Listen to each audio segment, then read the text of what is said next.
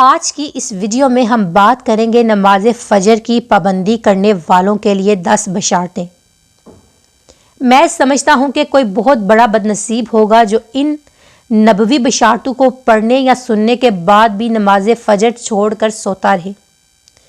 پہلی بشارت یہ ہے کہ بروز قیامت اسے مکمل نور حاصل ہوگا۔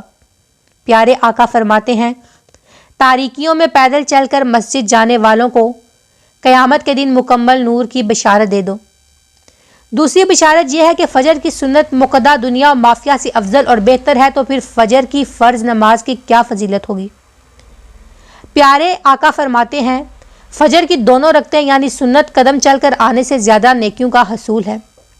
پیارے آقا فرماتے ہیں، جو بندہ اپنے گھر سے مسجد کے لیے نکلتا ہے تو اس کے ہر ایک قدم پر 10 نیکیاں لکھی جاتی ہیں، اور مسجد میں بیٹھ کر نماز کا انتظار کرنے والا گویا مسلسل نماز پڑھ رہا ہوتا ہے، یہاں تک کہ وہ اپنے اپنے گھر کو لوٹ جائے۔ چوتھی بشارت یہ ہے کہ نماز فجر میں فرشتے حاضر ہوتے ہیں۔ ارشاد باری تعالیٰ ہے، نماز کو قائم کریں، آفتاب کے ڈھلنے سے لے کر رات کی تاریکی تک، اور فجر کا قرآن پڑھنا بھی یقیناً فجر کے وقت کا قرآن پڑھنا حاضر کیا گیا۔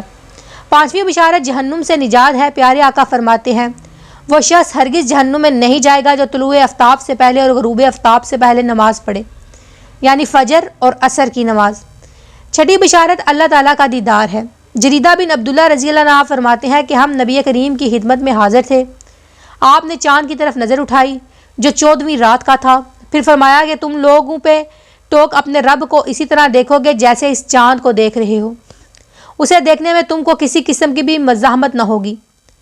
یہ فرمایا کہ تمہیں اس کے دیدار میں متعلقہ شبہ نہ ہوگا، اس لیے اگر تم سے سورج کے طلوع اور غروب سے پہلے فجر اور عصر کی نمازوں کے پڑھنے میں کوتاہی نہ ہو سکے تو ایسا ضرور کرو گے۔ ساتویں بشارت پوری تہجد کا ثواب۔ پیارے آقا فرماتے ہیں، جس نے عشاء کی نماز باجماعت ادا کی تو گویا اس نے آدھی رات قیام کیا، اور جس نے صبح کی نماز باجماعت ادا کی تو گویا اس نے پوری رات تہجد پڑھی۔ آٹھویں بشارت فرشتوں کی دعا۔ پیارے آقا فرماتے ہیں، جو شخص نماز فجر پڑھنے کے بعد اپنی جائے نماز پر بیٹھا رہے تو فرشتے اس کے لیے دعا کرتے ہیں، اور فرشتوں کی دعا یہ ہوتی ہے کہ اے اللہ اس بندے کی مغفرت فرما، اے اللہ اس بندے پر رحم فرما۔